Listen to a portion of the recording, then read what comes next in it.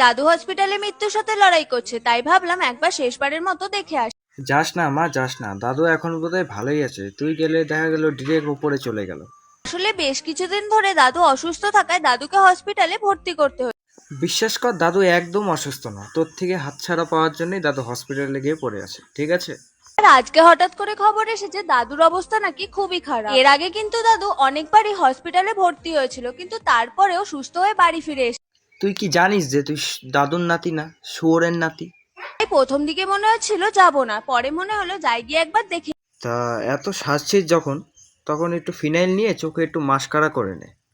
আর যাচ্ছি শুধু একটাই কারণে, কারণ দাদুর সাথে কাটানো ছোটবেলার অনেক ঘটনা আছে। তার মধ্যে একটা হলো, তুই ছোটবেলায় পাঁচতলার থেকে পড়ে গেছিলি, সেই জন্য তোর মাথায় আঘাত লেগেছিল, সেই জন্যই তুই এরকম কথা বলছিস।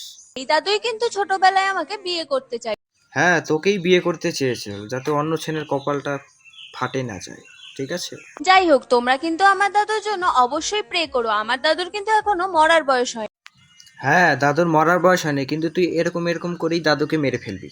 মানে এমন সময় চলে আসছে না, কদিন পরে মানুষ ব্লগ বানাবে যে দাদুর হার্ট অ্যাটাক আসছে, ওইটা নিয়ে ব্লগ বানাবে।